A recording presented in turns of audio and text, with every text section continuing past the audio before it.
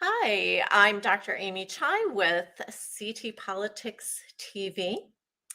And today we are going to be interviewing the Libertarian candidate for governor from New York State. And his name is Larry Sharpe. Welcome, Larry. How are you? I'm sitting here from my bunker in New York City, trying to survive the horribleness that is my state. Yes, Well, at least it's cool down there, probably. it is cooler in the bunker than it is outside. New York, the temperature, as you know, is terrible right now. But yes, in my bunker, it is cool. I like your shirt. Can you tell me a little bit about Larry Sharpe and how you Larry decided to Sharpe get? Larry Sharpe in general is boring. If you really want to know about Larry Sharpe, feel free to Google Larry Sharpe. I'm everywhere. What you want to know is why the hell did I decide to run for governor in 2018? Yes. And I was actually going to leave New York State because New York State government has become so bad, it literally breaks up families. My mom couldn't afford to retire here, so she had to go to South Carolina, and that's where she died. And she couldn't die near her family because she couldn't afford to live here. So I thought, I'm going to pack up and I'm going to leave. And I thought I was going to go to North Carolina. That's what I thought. It was back in 2017, 2016, that area. I was thinking about packing up and leaving. And I went to North Carolina. And when I went there, I thought I have to go to a big city because what I do for my day job is I'm a business consultant. So I need a big business around me so I can make my money and pay my bills. So I thought, Charlotte, that's a nice big city, lots of big companies. I'll go move to Charlotte. I went down to Charlotte and it was beautiful. I could sell my shoebox of a house here in New York City, buy a mansion in North Carolina for less still money left over and pay less taxes. But instead of moving, I got angry. I got mad because I said, why is my beautiful state? And for those of you who know New York State, it is a beautiful state with lakes and rivers and forests and mountains, the biggest city in the country, and beaches and falls and whatever. Broadway, Madison Square Garden, classic music, whatever you like, New York State has. And I said, why do I have to leave the beautiful state that I've been born in, raised in? My business and family and friends are here. Why should I leave? I'm going to go back. I'm going to run for governor. It's 2018. I'm going to win 2017. I'm sorry, when I decided this. I'm going to win and change New York State. That, Dr. Amy, did not go as planned, as you can imagine. That did not go as planned. So yes, but that was the reason why I ran. It's what I wanted to do. I thought I was going to save my state, and I had no idea how tough and how bad it was. I was naive, but I was motivated. So I in the long run, I did very well relatively, right? I actually was able to make the Libertarian Party be an official party in New York State. I got more votes than any Libertarian ever got. 2% of the vote, which is an embarrassment for a Democrat Republican, is amazing for a Libertarian. It is. Right? It's really great. Yes. Yes. So I thought I was going to, I'm going to go in and get 30% of the vote is what I was thinking. Clearly, that was naive. And I was satisfied at the end with 2%. But I still wanted more, of course. I mean, whenever you run for office, you always want more, right? So I would have rather had 5 or 10%. 2% was good enough. It gave me ballot access for my party. And the glory of that was that the next year I ran across the state again. I cover my state every single year. I go to every county in my state. There's 62 counties in New York State. I go to every one of them every year. I have for 6 years in a row. This is the 6th year I've been doing it. I just came back from a trip last weekend. And as I crossed the state in 2019, I supported all the local candidates who were running. And we had 107 local victories. We had 107 Libertarians elected to local offices. Congratulations. I know, amazing. Crazy. Yes. Yeah. And of course, they were all local. They were like city council, water board. They were all local, but that's fine. I was happy to take those victories. We went from 0 to 107 in 1 year. I was happy. That's grassroots. Things were happening. And then the year after, New York State said, oh, yeah, no, we can't do that. And they changed all the rules, got rid of my party. And then when I tried to, yes. And when I tried to run again in 2022, yes. Party? That sounds like a totalitarian state. Yes, it does, doesn't it? It does, because it is. So let me then, if I could, go back to 2018, how I got on the ballot in 2018, how they got rid of my party in 2020, and then how I got completely bamboozled in 2022. 2018, let me start with that one. Okay, go ahead. What we had to do was get 15,000 signatures in a 6-week period that was in the summer. 6 weeks? Correct. For now, 15,000. Correct. Wow. Now, that wasn't that crazy. That could be done because 2 things. One, Libertarian Party in New York State had an infrastructure. So it was possible. But not just that, it was in the 6 weeks during the summer when there were literally county fairs in every county every weekend. Yeah. So there were people out, places to go. It could be done. And it was challenging, but it could be done. And we actually doubled it. We had over 30,000 in 2018. Wow, that's amazing. Yes. Do you have to put yours, like here in Connecticut, we have to have a separate signature page for each town? And no, then, that's not required. Oh, okay. No. So it makes it a lot easier because then we have to have each town certify. Okay, so that's a little bit easier. You can sort of get through the. How did you find people, like when you approached them at the fairs? What kind of responses did you get? It all depended on where we were. The more partisan area we were, the less they wanted it. Yeah. Yes, because for example, in many places in New York City are very blue, and many places in the suburbs, in the rural, are very red. And so, many of those people are like, no, I don't want, my guy's got to win. Your guy. So most people did sign, but they signed only if we said something very simple like this. Hey, how are you? I'm trying to get my friend on the ballot in November. Can you please help me out and give me a signature so I can get him on the ballot in November? And something that simple was often the most effective. Really? Okay. Most effective. But when you started talking about the candidate, that's when you lost them. Okay.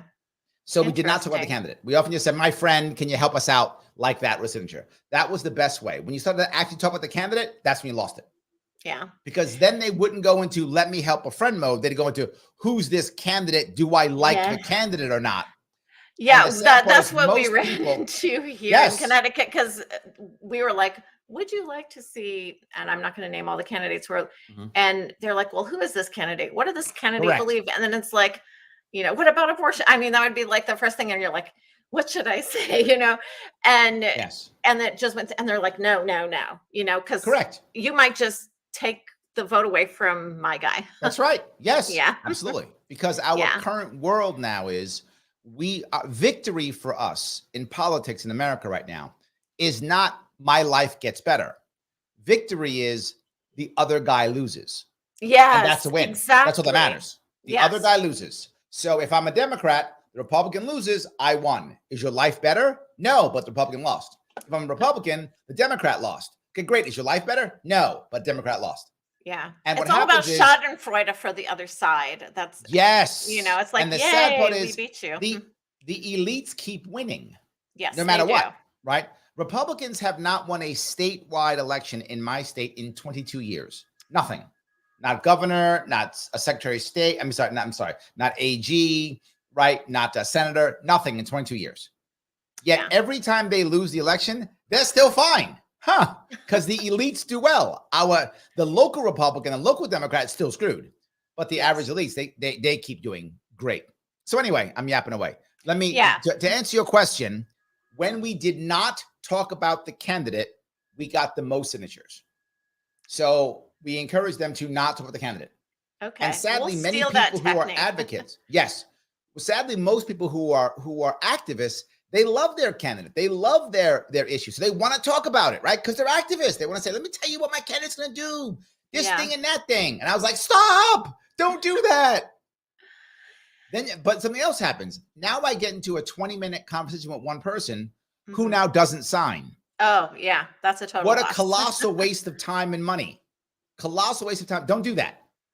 If the person that's going, well, what about abortion? Next, move on. The person's not going to sign. Don't bother talking to them. It doesn't matter. Your goal isn't to debate. That's for once I'm on the ballot. Then we'll have a debate. Prior to being on the ballot, debate means nothing. Get the signatures, move on. Yeah. So in 2018, we did a very good job of that. We got over 30,000 signatures in that time. And congratulations. Yes. And out of that 32,000, I think it was, 18,000, if I remember right, was volunteers. Yes. Wow. So I really got a mass group of people up to run and get things going. I started very early. I started campaigning in July of 2017. I stopped working. Luckily, I'm able to just not work for a year and a half. So I was able to do that. And I just basically campaigned 24/7. It was a full-time job. Wow. I raised $500,000. Wow. Which for a libertarian, for that's Democrat, huge. Republican, that's nothing. But for libertarian, that's massive. That actually was, in 2018, I had the largest libertarian campaign in the country. Literally the largest in the country. Yeah. Oh, I totally believe that. That's yes. huge. Yeah. And I think actually non-presidential, it's the largest ever. I don't think anyone had a bigger campaign than I had. Non-presidential, obviously. Presidential campaigns are obviously bigger than my campaign. But non-presidential, I think I had the largest ever. And I don't think anyone's beat me yet. So so it was very big. I was on all the big shows. I was on Joe Rogan. I was on Glenn Beck. I was on Dave Rubin, all the cool shows, all the Ebro in the morning. I was on all those shows. So, and it was a very positive campaign. And I felt like I had a chance of victory early on because the Republicans didn't pick a candidate until May. Oh. So I thought before the candidate, they might actually just sit this one out or back me or do something. Yeah, not a chance of that. Not a chance of that. Not a chance. Yeah. No, but I was naive. Yeah. So I thought maybe I had a shot. I was naive. Clearly looking back, there was no way that was going to happen. But I was new. I didn't know that. I thought maybe that would happen. Who knows, right? I didn't know. I mean, you would think, wouldn't it be nice to have somebody that's, going to fix the economy, or lower taxes or something like that? No, it's all about my team wins. All about my team. The end. Everything. And what people don't realize is all of it's actually about grifting. Everything's about money. And people don't think that the average person does not believe that. The reason why they didn't want to pick me, and this goes deeper in 2022 when I get to that one, was because they couldn't grift off of me. The goal, people in states like New York and other places where you're going to lose, you run not to win. You run to raise money, raise your profile for the next race. Right. That's why you run. Like we had it in New York City back in 2017. I think we ran for, was it 2017? Yeah, May 2017, we ran for, we had a mayoral race. Yeah. And a woman, Malitaka, I think was her name, ran. She had no chance of victory whatsoever, but she ran so she could run for Congress the next year and she won a congressional seat. Oh. Right? So she knew she was going to lose. So she raised money for the next race. Yeah. And while I don't have a problem with that, it's bad because it's disingenuous. It is. Just be honest. I've seen that happen here in Connecticut, and then they really have no interest in the mayoral seat, and then the town goes to pot, and all they're doing is biding their time until they can do what they really want to do. So I've seen that happen too. Yeah. And I'd rather just do that. Just say it. I'm running this race so I can become a congressman. Right. Okay. Now at least I know. And it's a very different job too. I mean, one's executive and one's legislative. They're 100%. Very different skill sets, 100%. And I only run for executives. That's all I've ever run for. So yes. So anyway, so I run in 2018. We get all those signatures, which we're very proud of. I raised $500,000. It's great. I'm on all the shows. Everything's awesome. So once I'm done with that, I assume, I learned something in 2018 also. I wasn't in the polls in 2018 at all. None of the polls. So we called the polling company. I'm on the ballot. It's 2018. I was on the ballot. I was raising six figures. I'm doing all the cool shows. Why am I not being covered in the polls? They went, oh, you don't buy the polls. I said, what? Well, buy the poll. You'll be in the poll. You don't buy the poll, so yes, you're not you got to buy the poll. I didn't know that. Nobody knows this. I didn't know that either. I thought it was like an academic institution thing. Not at all. It's PACs who buy polls. Oh my gosh. So I learned that lesson. So in 2022, I had a PAC in 2021 buying me polls. Wow. So I was in the polls in 2021 and 2022. How much does a poll cost? Because I bought them. How much does it cost? I asked the guys. I said, okay, great. I'll buy a poll. How much it cost? $40,000. Oh my gosh. I can't afford that. No. But a PAC can. So the PACs buy the polls because they can afford it. So they buy the polls. So sleazy. Literally pay to play. It's like, oh my gosh. So I was in the polls in 2021 because a PAC bought them for me, of course. And that's legal, by the way. That was totally legal. I hadn't announced yet. It's totally fine. I couldn't talk to the PACs once I announced. Prior to announcing, I could do whatever I wanted to. Oh my gosh. That is incredible. That yes. is just incredible. Yeah. So then I said, all right, so I can't afford a poll. So I go to the TV stations and the newspapers. Hey, why am I not being covered? Oh, you don't buy ads. What? Buy ads and we'll cover you. Yes, pay to play. Wow. So that's what I didn't know, how much money was involved. And Democrats and Republicans drop tons of money on these things. So I don't get covered. Okay. Done. Wow. I don't get That's covered horrible. because Democrats, Republicans decide because they buy everything. They control the media by buying the ads. So Larry Sharpe doesn't get covered because we don't want him covered because we write you checks. And they go, I understand. Larry Sharpe will not be covered. That's how that works. So yes. Wow. So it was very bad. So I had to go to the podcast world because podcasts don't care about advertisers. They care about eyeballs. Right. So if I can bring eyeballs, podcasters put me on. Well, as you can tell already, I'm animated. I talk trash. I'm happy to go say things. So podcasts are like, bring Larry Sharpe on. All right, let's bring him on. And that's how I was able to get popular, was through podcasting. I could not get. RFK Jr. right now is following that same thing. He's following the same way, right? And the reason why, even though he has money, RFK Jr. has money to buy ads. He does. However, Democrats and Republicans have far more money to buy ads. Yes. And they're ongoing, right? So RFK will only have one season basically to buy ads. Democrats will buy ads every single year in the millions for decades to come. So when their PACs go over to the CNN, ABC and say, don't you dare cover RFK. In fact, you better hammer him. Oh my gosh. Or we're going to take our billions of dollars and we're cutting yours by 50% and throwing it over to Fox. So you better do it. That's why Fox covers RFK, because Democrats don't buy ads on Fox. So Fox covers RFK. In fact, most Republicans want RFK to be covered to beat up Biden. So they will actually pay more and say, here's more ads, put more RFK on. And they do. That's why that happens. That's why RFK is on Fox and on other podcasts. Now, when some of these places get beat up like CNN, which is getting your butt kicked, they're worried about going under. They'll put anybody on who will raise their numbers so they can charge more for ad revenue. This is all about ad revenue. Why would CNN have Trump on? Because CNN is a fair and balanced and cares about Trump. Of course not. Because when Trump comes on, their views go from 300,000 in a given night to 3 million. Yeah.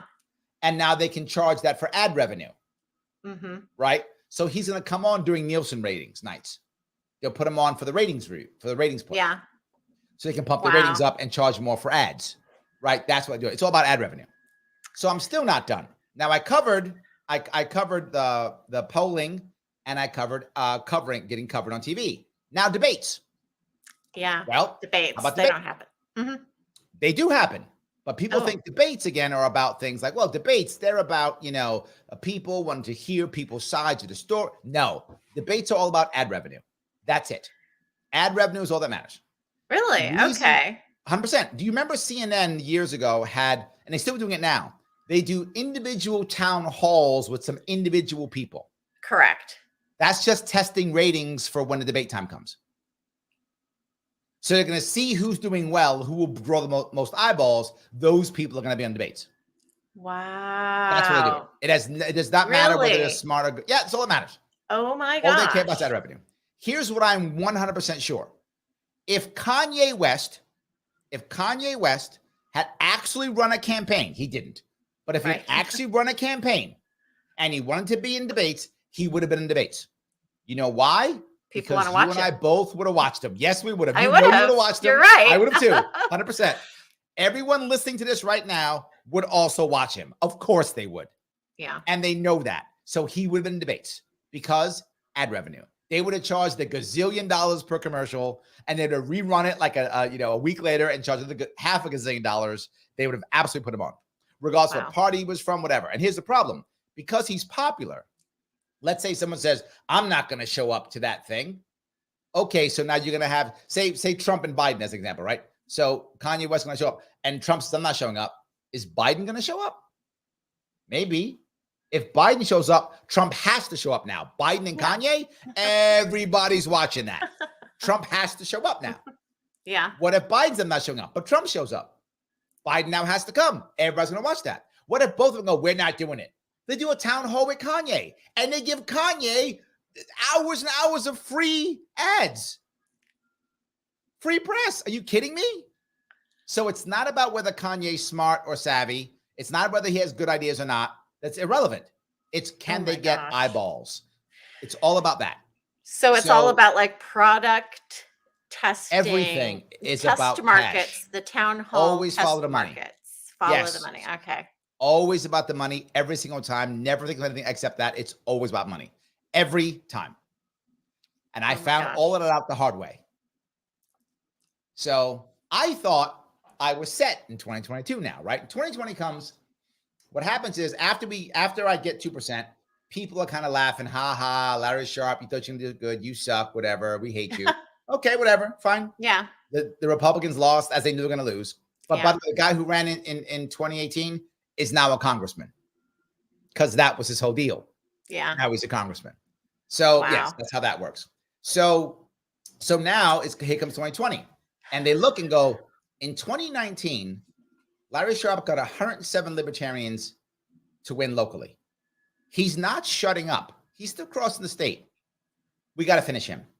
And in 2020, with lockdowns across New York State, they changed all the ballot access rules.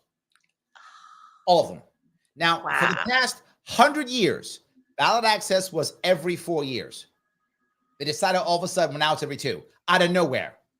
Oh, you're kidding. Out of nowhere. No, out of nowhere. So my argument is you can't just change those rules. The judges just said, yes, we can. Congress do whatever it wants. Done. That's it. Just no. I said, you broke a contract with me. I did this assuming I'd get 4 years. You changed it. All of a sudden, I said 2. And they went, yeah, do whatever they want. Judges did not care. Yeah, they don't. They can do whatever they want. We went to court 8 times. Once in state with 3 appeals. Once federal, 3 appeals. Lost everyone. I couldn't raise my money. And you know who I got sued by? Oh, let me walk down the road. So Democrats changed those rules, trashed my party, changed everything in the middle of COVID. There was no way we were going to get the signatures. It was freaking impossible. How could you do it? People wearing masks, everyone's stuck in the house, no one's coming out, everything's shut down. Too bad. And of course we lose it. They changed it from 15,000 to 45,000. Triple the number. Yes. And move the time out of the summer into the spring. Before we pick a candidate, right? And during a time in New York State where there's still snowstorms. During COVID lockdowns. I can imagine them like having a beer and laughing over how they're changing the laws to screw you over. Yes, absolutely. Wow. And I go to court and I show them all these things. We don't care. We don't care. Judges did not care at all. I lost so much respect for the absolute garbage judges we have in New York State. I hope one of you are watching. I hope you're a judge watching. You're a piece of garbage. Your entire system's broken. You should be ashamed to be part of the judicial system in New York State. It's an embarrassment. They didn't care about anything. One of the judges actually said out loud, no, this whole system's made so that no one who could, anyone who can't win can't be on the ballot. How can you say that in case of a judge, you piece of garbage? You terrible. Right. Do you understand what the Constitution is? No. What you understand is your party system is all that matters because you're a state lackey and a hack. And you should be removed as a judge. But I'm just yelling because it makes me feel better. Nothing's going to change. Anyway, so what happened in that case, when that began to happen, I thought, okay, I'm going to make it happen anyway. So I go and I try anyway. And I raise a bunch of money, again, for my 2022 race. By 2021, I now have money that I can now pay for ads. I have a PAC that's buying me polls, like I've learned, right? Yeah. And in fact, and I've been crossing the state again. So I had Zogby polls bought for me. Zogby, not like Joe Schmo polls. Zogby polls. And I was polling in December of 2021 before I announced at 6%. That's very That is good. Amazing. That's very good. For a libertarian in New York State, literally the least free state as ranked by Cato 5 years in a row, a Wow. libertarian is polling at 6% before he announced for governor. That's like amazing. That's mind blowing. 1%. Yes. Yeah. So I'm like, all right. So again, my naivete came out again. I thought, okay, anyone who knows this, who knows the field, knows this is amazing, right? Again, outsider may not get it, but if you know New York State and politics, that's a big deal. So I, of course, start asking people, and the Forward Party actually gets it. Yeah. Forward's like, wow, okay, so Forward jumps on board. I was the only candidate, the only libertarian candidate endorsed by the Forward Party ever. The only one. Forward saw it. They were like, this is a big deal. Okay. It is. We want this guy on our side. We're going to back him. So Forward backed me. I had a couple other parties with him about backing me. So I go to the conservatives and to the Republicans and I say, look, guys, I'm polling at 6% already. None of your candidates can match this. You've got the money in the name. Why don't you guys back me? And in New York State, we have something very special. It's called fusion voting. This is really only in New York State. In New York State, you can run under multiple lines at the same time. So yeah, we can do that in Connecticut too, cross endorsing. No, I mean physically listed. Oh, physically listed. Okay. Yes, I mean literally it will say, Republican, Johnny, conservative, Johnny, like listed, right? So I could have been listed Libertarian, Larry Sharpe, Republican, Larry Sharpe, Conservative, Larry Sharpe, Forward, Larry. I could have been listed 4 times. That's how it works in New York State. And you vote for one of them, but all of the votes of all the people, regardless of what line, all count towards me. Oh, yeah. Yes. So what does that mean? In our partisan environment now, Democrats don't want to vote for Republicans. Republicans don't want to vote for Democrats. Yeah. But they will vote for you on another line. Yeah. So I was saying, I'll take the Forward line. The left will vote for me on the Forward line. They go, oh, he's a Forward guy? I like Yang. Check. Yeah. Right? They'll do that. Exactly. Yes. And I also said, I knew as a libertarian, in 2018, 25% of the people who voted for me in 2018 were registered Democrats. Really? So I know that the Democrats vote for me. And in New York State, you can't make impact without getting Democrats to vote for you. There's too many Democrats. We're 3-1 Democrats, Republican in my state. So you got to get Democrats to vote for you. Or you can't win in New York State. You have to. You can't make an impact. Yeah. So I could do that. So I went to the Republicans. I said, look, just back me. Give me your line. And they It'll didn't. be Republican, conservative, libertarian, and if Forward had seen that, Forward would have paid for another line. I would have had 4 lines. There was another party, the Unite Party, was considering doing it too. I would have 5 lines against Kathy Hochul's 2.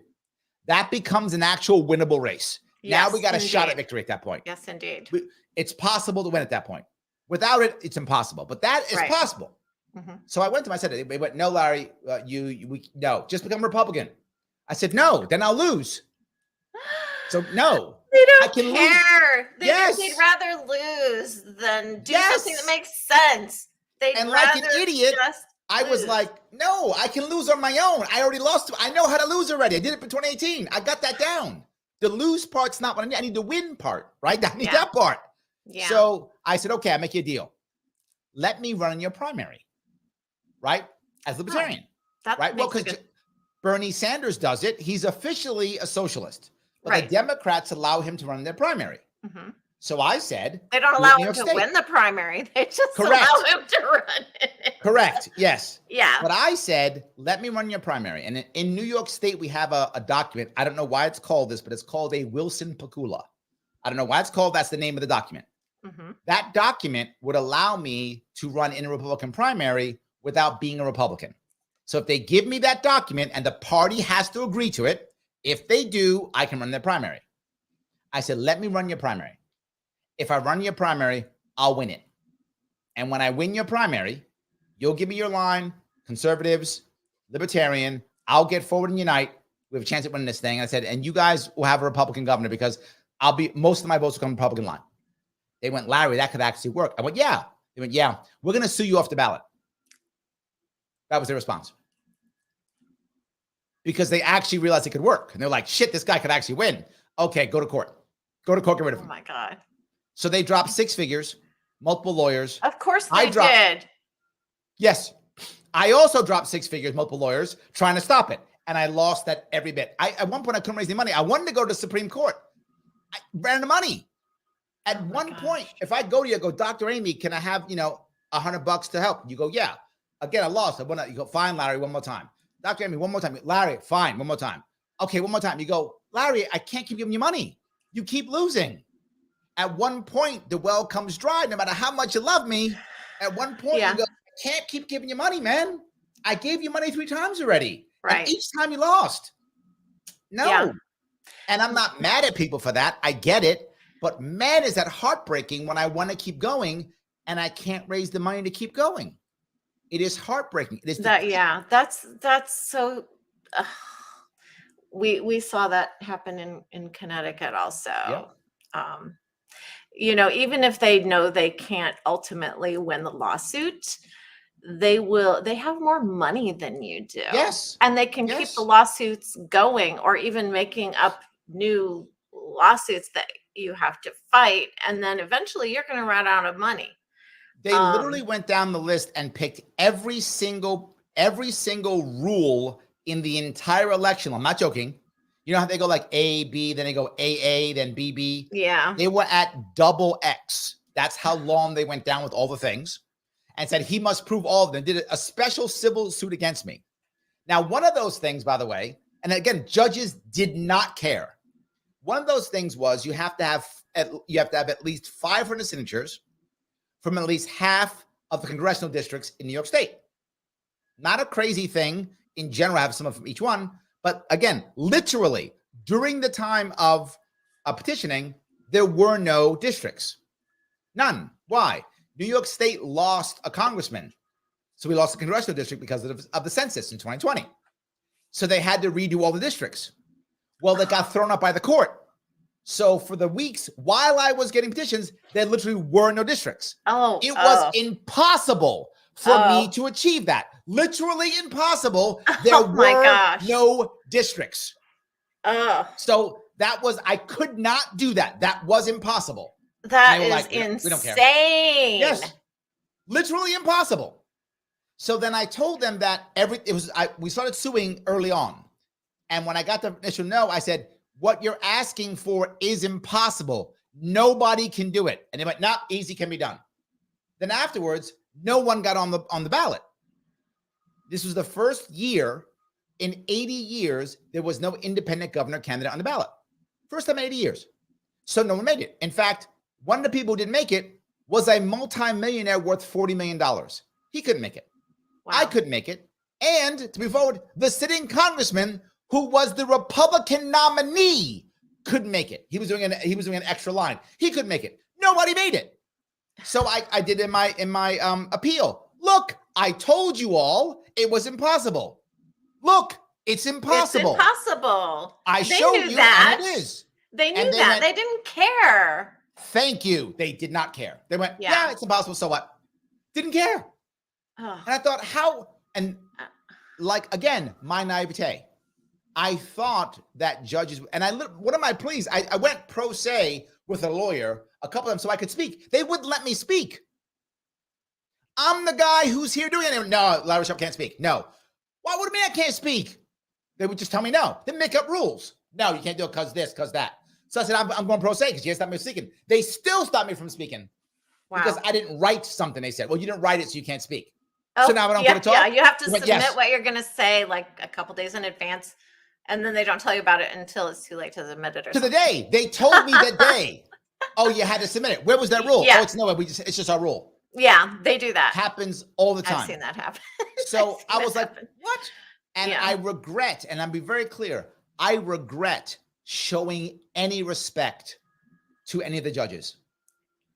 I regret it. I should have shown them no respect because they showed me no respect. Yeah. I should have filled that courtroom with all my libertarian brothers. I should have filled that courtroom with the press. I should have embarrassed them all, and I should have gone to jail for 30 days. You should have. Yes. I would be down there. I would be down there with my camera, and I would be filming. Yes, that's what I should have done. And I should have recorded it. I should have I should have done anyway. I should have done all. I should have shown them zero respect. and done 30 days. Yeah. That's what I should have done. And I regret not doing that because those judges deserve no respect. And I should have given them no respect. They're disenfranchising. They're disenfranchising the plurality of American voters who are not represented at all by either party. And also the people have simply given up because there's nothing worth going out and registering and voting for. And I have evidence of this.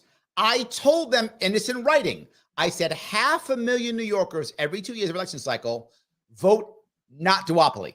500,000 every time for the past 20 years. It's 500,000. Don't do it. Last year was the first time in 80 years there's no independent candidate on the ballot. 500,000 less votes than the year before. There you go. Literally, I told them that number, and that was the number. Those people didn't show up. Yeah, this is actually a civil rights violation. 100%. Yes, on a massive, massive national scale.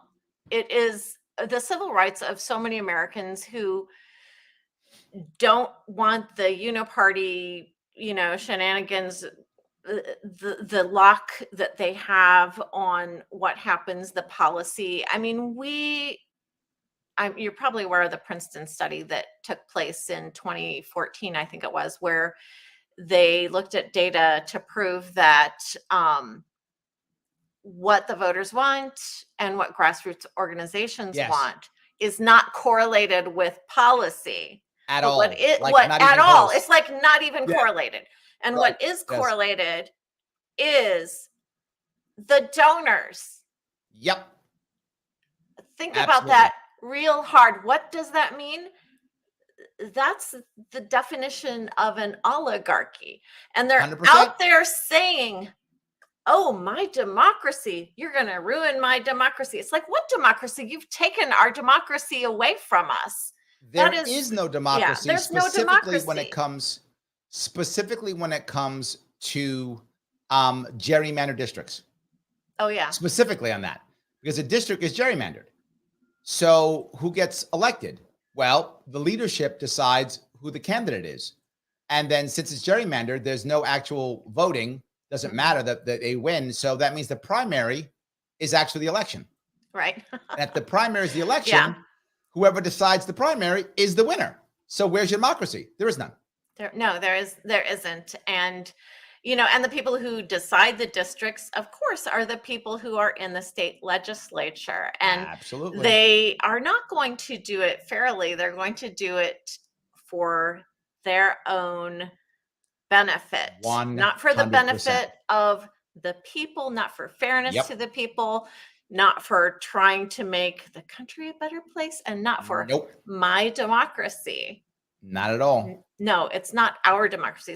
It's their democracy. It's their oligarchy. Yes.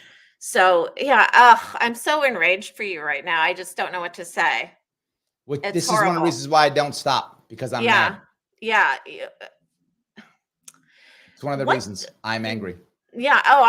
It seems like if there's a class action civil rights lawsuit here somewhere. Doesn't matter. Nope, not at all. Does not matter. No. Nope. I don't believe it at all. Look, in reality, New York State and the Libertarian Party of New York and the Green Party are still suing. And I hope it's a win. I do. I hope it's a win. But what I saw, I don't have any confidence in it. Not because the people aren't good. Our lawyers are good and they're savvy. I do believe that. But the system doesn't care. No, it doesn't care. And we have no control over this nation of the people, by the people, and for the people, because it isn't. It just isn't. Correct. And, our freedoms, our democracy, all of those things are being stolen from us by totalitarian / oligarchy. It's unconscionable what they've done to us, as though there's no sense of empathy for the Well, ordinary to be person. forward though, we let them. We do let them, don't we? We Yeah, still to have be the forward, we let ability them. to go to the ballot and box and vote, don't we? Yes, we could in theory stop them, but we don't. But we And the don't. reason is we're fighting culture war. Culture war is our enemy as third party. And Yeah. people don't think that, but culture war is our enemy. I try my best to never fight culture war. I try. It is so hard because they push culture war on everything. Yeah, they But do. the reality of it is culture war is our enemy because it gets people talking about things that don't actually change the system. Right. Right. So they Yeah, go, and that's why okay, we can't fine. talk about that until we change the system, and then people would be more accurately represented as well. And Yes, that's yes, and supposed to yes. should be how it is that the people are actually heard within the That framework would of be the nice. constitutional republic that we supposedly have. So, Yes. So I think I gave you all the details of how things didn't work. And yeah, then I got thrown off the ballot. I tried to do a write-in campaign. It did not work. Most of my libertarians people lost hope. The party fell apart. They lost hope. They thought there's no way they could ever work. If Larry Sharpe can't do it, nobody can. And I think they kind of gave up. But I'm not done. I'm no, still trying to raise money. I want to raise $500,000 by next April so that I can get back on the ballot for 2024. Because what I realize is you can't run, at least I can't run. I can't run for governor and get ballot access together. It's impossible. I just can't right. do it. But could I run for ballot access next year and then run for, governor after that? Yes, that is doable. That is something I could do. So Yeah. I'm open to that idea. Wow. So what can people do? People who are listening right now, what can they do to potentially help you? Well, always donate. There's always good if you want to go to LarrySharpe.com.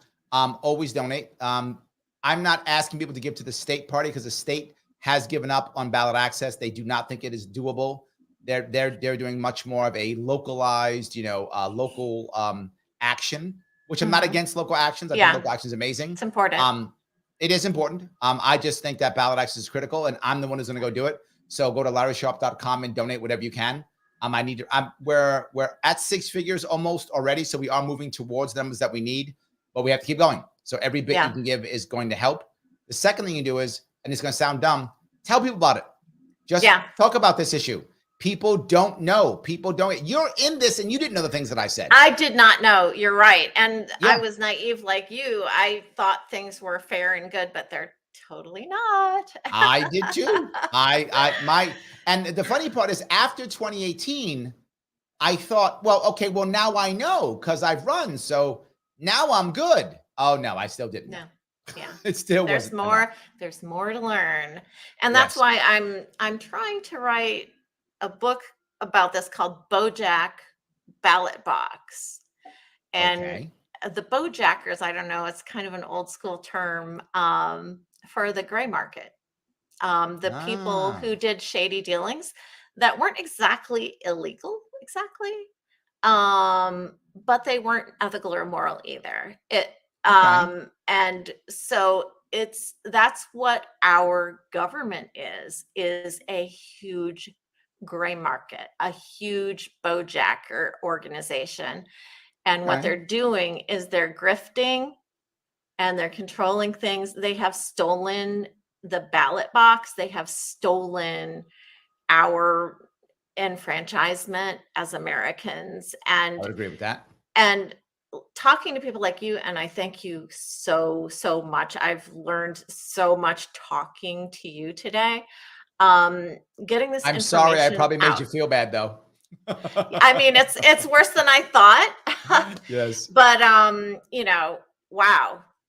People need to know about this. People must know about that. And that's what I'm going to do. I'm going to be I'll put your story in it. I have other stories to tell too. And yours so far is, is the worst I've heard. Yes. It's the worst I've heard actually. Yes. So I am so sorry that that happened to you. Well, But the what I'm going to glory, though, do, is if I'm able to get past it. I mean, it really does. it becomes an amazing story if I can get past it. So I'm hoping it's an amazing story, and thank you for your story. This is like profound, and I'm going to make sure that it gets out there. So thank you so much. Thank you. I for appreciate talking to me today. Absolutely. All right. Well, thank you so much. And you've been watching CTPolitics.tv.